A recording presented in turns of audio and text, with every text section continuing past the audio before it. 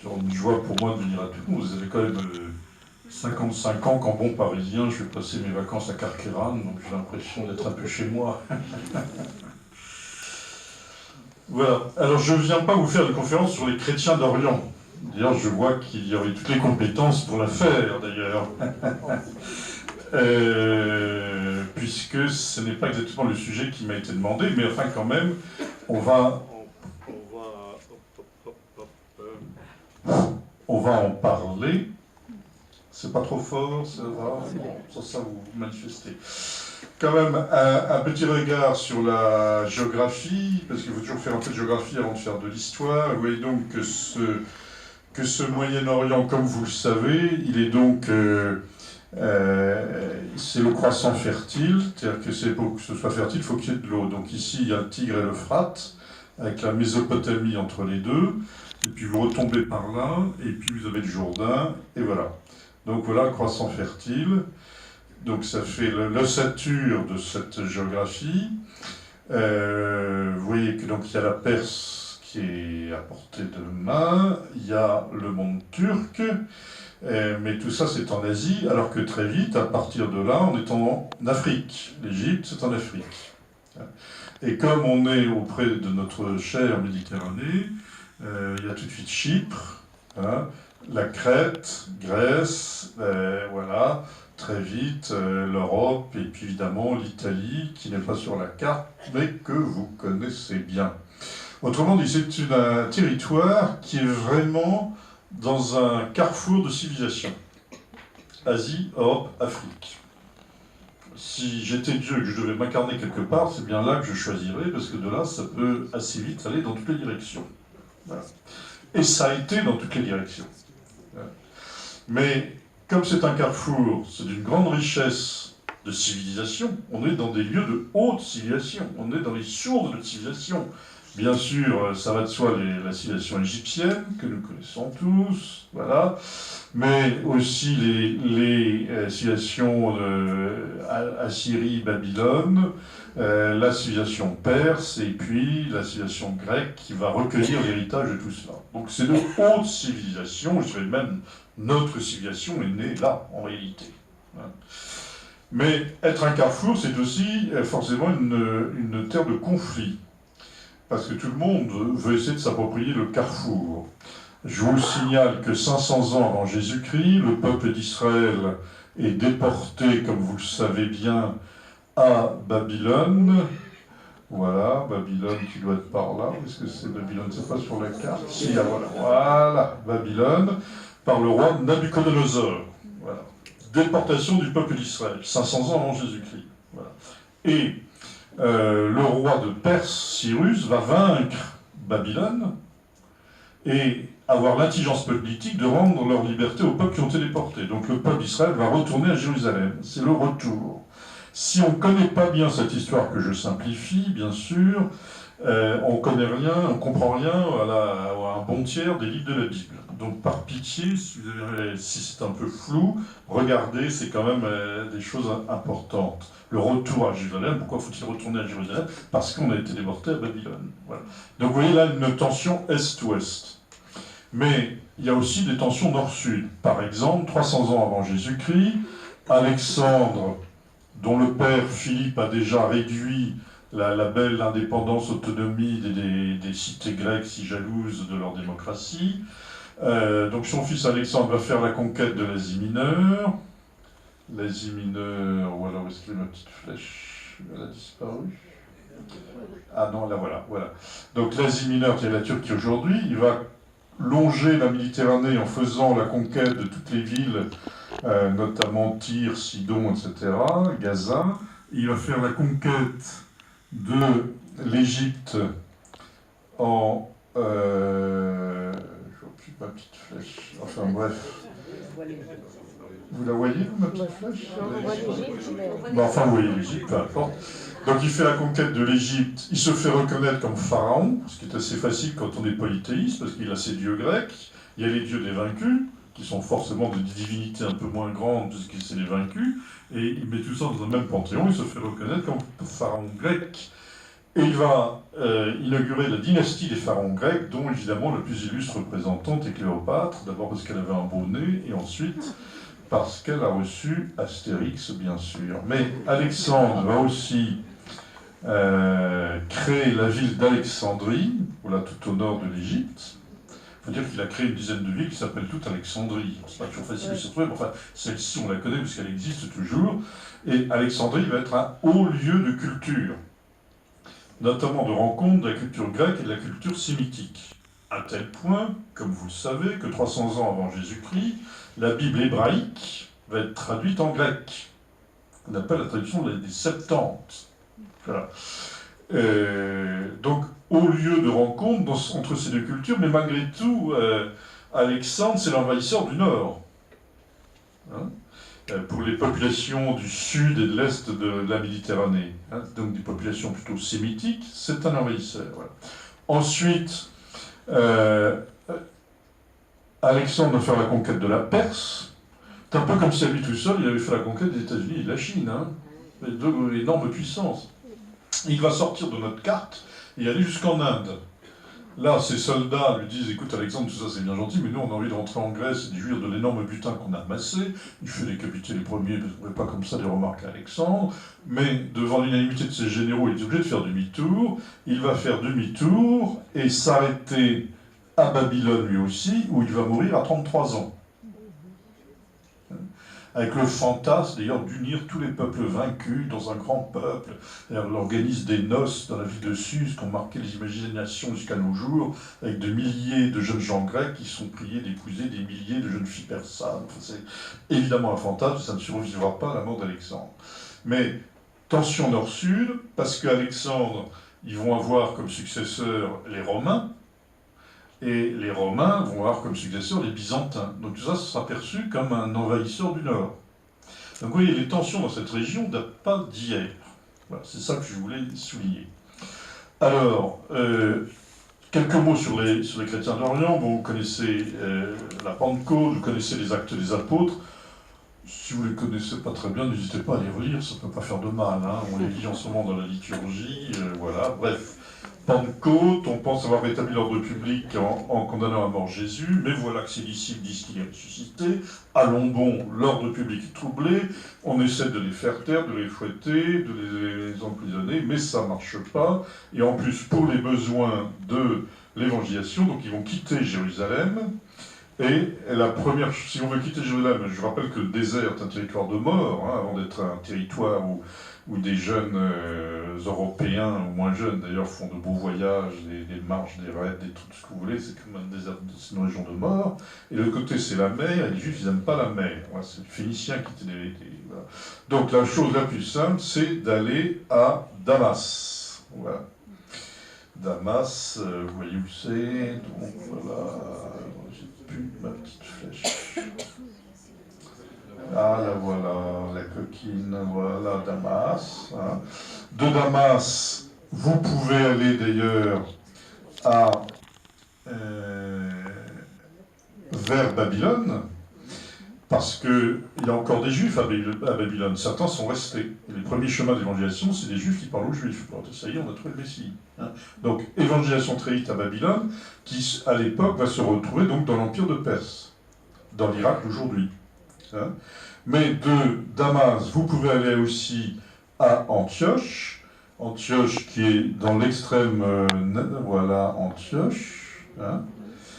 Autre grand centre culturel d'ailleurs, et qui, pratiquement la théologie chrétienne, ce sera un dialogue entre Alexandrie et Antioche. C'est pour ça que c'est important d'avoir quelques repères là-dessus. Ce qu'on appelle les pères de l'Église, les pères latins bien sûr, mais ça a été beaucoup un dialogue entre Antioche et Alexandrie. Dialogue parfois tendu d'ailleurs, on peut dire ça, voilà. Et à Antioche, très vite, une communauté chrétienne dont la tradition fait remonter la fondation à Saint-Pierre. Donc avant d'aller à la capitale, Saint-Pierre, ils fondent la communauté à Antioche, où, nous disent les Actes des Apôtres, pour la première fois, les disciples de Jésus reçurent le nom de chrétiens. Mais vous pouvez aussi, de Jérusalem, longer la Méditerranée dans l'autre sens, et donc vous allez vous retrouver à Alexandrie. Donc très vite, une communauté chrétienne à Alexandrie. Vous pouvez d'ailleurs continuer à longer la Méditerranée, vous arrivez en Libye, Et grâce aux événements récents, les Français sont imbattables sur la géographie de la Libye. Ils savent qu'il y a deux régions, la Tripolitaine et la Cyrénaïque, et que Cyrène est une grande ville romaine avec une grande communauté juive. Et Simon de Cyrène était sans doute un juif qui faisait son pèlerinage à Jérusalem quand il a été réquisitionné pour porter la croix du Christ. Et puis alors, ensuite, d'Antioche, vous allez en Asie mineure, donc la Turquie d'aujourd'hui, avec les églises, notamment de l'Apocalypse, par exemple, et puis Chypre, vous voyez ça dans les Actes des Apôtres, et puis Grèce, et puis Rome, bien sûr. Autrement dit, nous avons là un christianisme que je ne vais pas vous détailler, mais c'est un christianisme qui est né de la Pentecôte. Donc le christianisme, c'est une religion orientale, donc c'est une religion asiatique. Donc ce qui est étrange, c'est pas qu'il y ait des chrétiens d'Orient, ce qui est bizarre, c'est qu'il y a des chrétiens d'Occident, c'est-à-dire la plupart d'entre nous. Mais non pas tous, puisqu'il y a des chrétiens d'Orient parmi nous. Voilà. Et donc quand on dit les chrétiens d'Orient, ça veut dire ceux que les chrétiens d'Occident de l'Empire romain, vous savez très vite que l'Empire romain va être divisé en deux, occidentaux, orientaux, et donc les occidentaux disaient les orientaux, c'était la partie orientale de l'Empire romain. Voilà, donc c'est à la fois géographique et historique cette référence. Parce qu'il va de soi qu'à l'orient de cet orient romain, de l'Empire romain, il va y avoir bien d'autres chrétiens, cette fois-ci évangélisés par des missionnaires européens, en Chine, au Japon, en Corée, au Vietnam, en Birmanie, etc. Donc eux n'ont pas été évangélisés par des missionnaires français ou européens. Et donc ils ont une culture, pour beaucoup d'entre eux, qu'on va dire araméenne, c'est-à-dire de la langue parlée au temps du Christ. L'hébreu était un peu oublié, donc la langue habituelle était l'araméen. Et donc on a là des églises de culture araméenne dont la liturgie, la pratique est très proche de ce qu'était le temps du Christ. Et ils n'ont pas été autant que nous influencés par la culture grecque ou la culture latine, qui certes sont des très belles cultures. Moi je suis un prêtre latin, je n'essaye pas du tout de jouer à l'oriental, même si je suis barbu. Voilà. Hein, parce que je vois parfois des gens qui veulent jouer aux orientaux. Moi je suis très content d'être latin. Plus je connais les chrétiens d'Orient, plus je les aime et plus je suis content d'être latin d'ailleurs. Voilà. Mais vous voyez donc que ce sont des églises, pour certaines, qui sont restées très authentiquement en continuité avec la culture au temps du Christ. Et on retrouve parfois dans certaines de leurs liturgies encore très fortement, encore plus fortement que chez nous, les traces de la liturgie de la synagogue ou du temple. Voilà. Et donc les chrétiens, il y en a parmi nous, sont toujours très fiers de nous dire, on va dire, le Notre Père en araméen. Peut-être que tout à l'heure, ce sera possible, non? Est-ce qu'il est notre ami chrétien, là, voilà, notre vigneron, voilà, vous pouvez nous dire le Notre Père en araméen? Non? Ah, là. Vous essayerez? Vous? Voilà. Donc, ces églises existent, s'organisent. Les Actes des Apôtres vous ont dit cette semaine qu'ils avaient tous qu'un seul cœur, qu'une seule âme, qu'ils mettaient tout en commun, etc. Ça, c'est un peu des relectures a posteriori, parce que si vous tournez quelque part, vous voyez aussi qu'ils commencent à s'engueuler, parce que les uns sont mieux traités que les autres, donc il faut s'organiser, donc il faut des diacres, des évêques, des épiscopes, puis il faut régler un certain nombre de questions théologiques, quelles sont les relations de ces chrétiens avec les communautés juives, ce qu'on appelle le Concile de Jérusalem, donc il faut faire des arbitrages, etc. Bref, il faut s'organiser. Et pendant ce temps-là, à Toulon, je ne sais pas, mais à Paris, d'où je viens, nous étions avec nos druides dans nos arbres à cueillir je ne sais quel fruit. Donc c'est bien eux qui nous ont apporté l'évangile. Voilà. Donc ceci me semble important. Comme je ne viens pas pour vous parler des chrétiens d'Orient, j'avance au 5e siècle. Au 5e siècle, ces chrétiens donc, du sud-est de la Méditerranée vont refuser le 3e ou le 4e concile œcuménique. 431, le concile d'Éphèse. Les deux premiers, Nicée et Constantinople, sont en Orient. Hein? Donc non seulement le Christ a vécu en Orient, mais l'Église a exprimé sa foi dans des conciles œcuméniques qui se sont tenus en Orient, les 4 premiers conciles œcuméniques, et les autres, beaucoup d'autres aussi. Donc les deux premiers, c'était la question trinitaire, un Dieu en 3 personnes, et le 3e veut voir comment dans le Christ s'articule, le mot n'est pas du tout théologique, s'articule le divin et l'humain. C'est quand même pas une petite question. Parce que comment ça va avoir... Bon, alors, est-ce que c'est un l'être divin qui est au ciel, il y a un être humain qui est sur terre, et puis ça fonctionne toujours un peu ensemble. On se réunit à Éphèse en 431, donc Éphèse, hein, je vous rappelle que ça doit être... bon, je ne vais pas ma petite... ah, la voilà, donc ça par là, Éphèse. Je suis dessus. Juste, ouais. Et on dit c'est la même personne, c'est une personne unique, le Christ. Voilà. Et donc on peut bien dire de Marie qu'elle est mère de Dieu, puisque on n'est pas mère d'un corps, mais on est mère d'une personne. Donc Marie est Théotokos, la mère de Dieu. Voilà. Alors, on se réunit tout content, on pense que tout est réglé, mais les chrétiens de Perse vont refuser ce concile d'Éphèse. Et cela donnera ce qu'on appelle les Assyro-Chaldéens, qui sont aujourd'hui en Irak, qui sont aujourd'hui en Iran.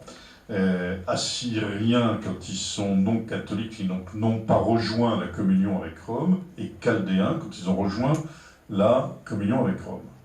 Pour ce qui est des Chaldéens, il y a donc un patriarche, sa béatitude, c'est ce qu'on dit un patriarche. Au début ça surprend, moi aussi il fait donc sa béatitude.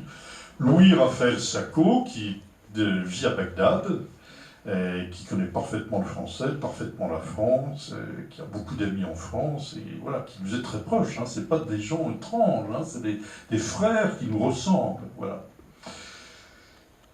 Et alors, il y a un quatrième concile œcuménique, cette fois-ci à Chalcédoine, donc dans la banlieue de Byzance, hein, où la capitale a été transférée. Et là, on dit qu'il y a deux natures. D'une personne, il y a deux natures, divines et humaines complètes. Et là, les chrétiens du sud et de l'est de la Méditerranée refusent ce concile de Chalcédoine. Parce que le mot nature ne peut pas bien se traduire dans les langues sémitiques. Ça se comprend en latin, natura, physis en grec, mais dans les langues sémitiques, ça ne se traduit pas très bien. Donc il y a un refus du concile de Chalcédoine. Et à partir du moment-là, ces églises se coupent de la communion Rome-Constantinople, hein, parce que Rome-Constantinople sont ensemble dans tout ça, hein, ils sont ensemble, comme vous le savez, jusqu'au XIe siècle. Là, on est au 5e siècle. Voilà. Et donc, vont se couper de ces églises. Voilà un petit peu leur histoire. Je voudrais souligner quand même que cette question des conciles d'Éphèse et Chalcédoine qui apporte la formule que vous connaissez, le Christ, une personne en deux natures, c'est pas un petit problème. C'est pas, comme on dit parfois, une question byzantine. Il y a eu des questions byzantines, hein, parfois tout à fait secondaires, pour le plaisir de discuter, parce qu'ils adoraient ça. Mais ça, c'est une question essentielle. C'est une question essentielle parce qu'elle détermine Dieu et l'homme. Autrement dit, c'est affirmer que dans le Christ, unique personne, Dieu et l'homme sont complets, et voilà, le Christ vit avec sa nature divine et sa nature humaine. Il y a bien y réfléchir, c'est tout à fait considérable comme affirmation. Parce que ça ne fait pas du Christ un être moitié divin, moitié humain, comme il y a dans beaucoup de religions, vous savez, des êtres mi-dieu, mi-homme. Non, totalement Dieu, totalement homme. Voilà. Et donc c'est très particulier. Si je vous parle de cela, c'est parce que il va donc y avoir au 7e siècle l'arrivée des musulmans. Les musulmans qui arrivent donc, des arabo-musulmans qui arrivent de la péninsule arabique. Hein, qui vont commencer par faire la conquête de la Syrie, Alep, Damas, hein, et qui vont donc s'installer là.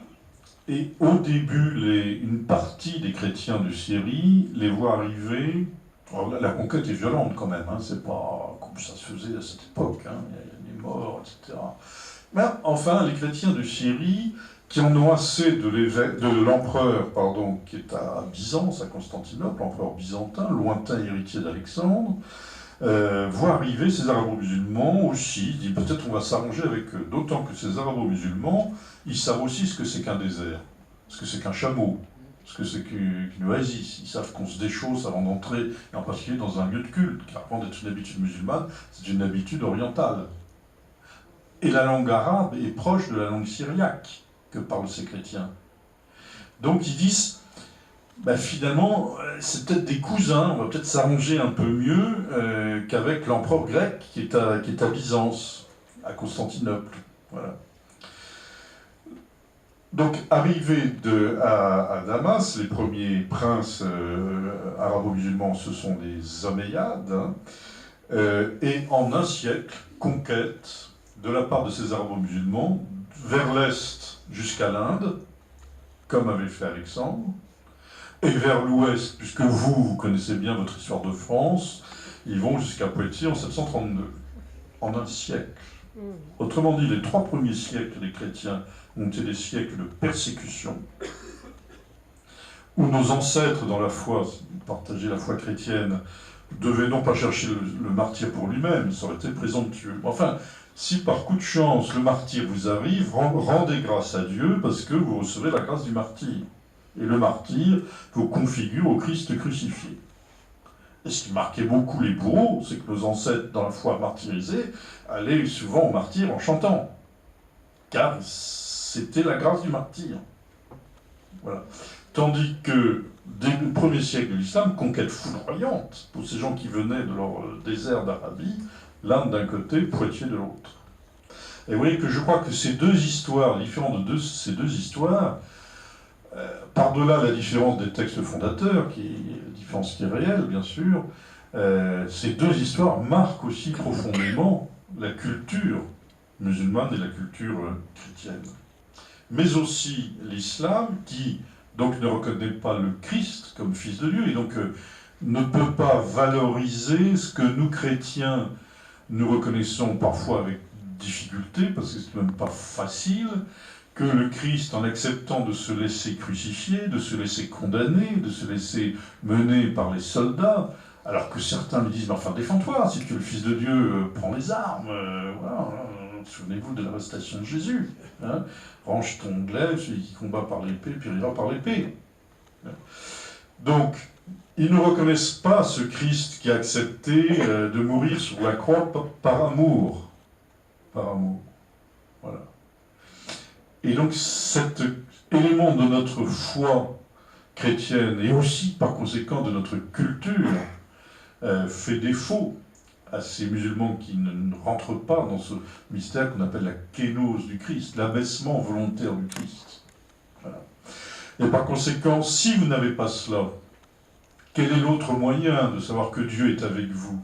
Quel est l'autre moyen de savoir que vous avez la bénédiction de Dieu, que vous avez la baraka? Parce que vos armées sont victorieuses. Et donc, si en un siècle, vous arrivez à surgissant de votre désert, en Inde d'un côté et à Poitiers de l'autre, c'est que vous avez la baraka, que Dieu est avec vous. Et que, encore une fois, ça va marquer une certaine culture.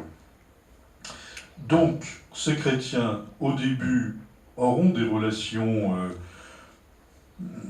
amicales, c'est excessif, hein, mais de voisinage positif avec ces musulmans. Parfois, les princes omeyyades prendront des ministres chrétiens, parce qu'ils vont se retrouver à la tête d'un immense empire, ils n'ont absolument pas l'expérience de l'administrer. Et les chrétiens d'Orient vont transmettre aux Arabes cette extraordinaire civilisation, Égypte, Mésopotamie, recueillie par les Grecs, et que les chrétiens d'Orient vont transmettre à ce monde arabo-musulman.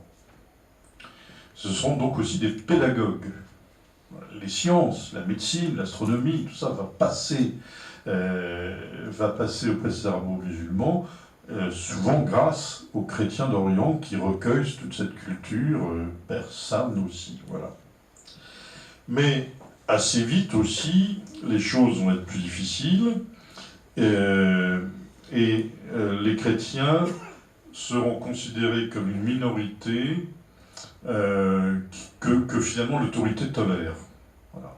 Et en échange de leur protection, il faudra qu'ils payent un impôt assez lourd, et souvent, s'il y en a qui deviennent musulmans, c'est pour échapper à cet impôt, qui est supposé le prix de la protection, dans ce cas de plus condescendant, de la part du calife. Parce que le prince musulman, c'est le calife.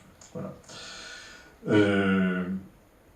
Parfois, les chrétiens vont rencontrer des discriminations, des vexations, de différents modes vestimentaires, parfois, les juifs aussi d'ailleurs, vestimentaires, administratifs. Bon.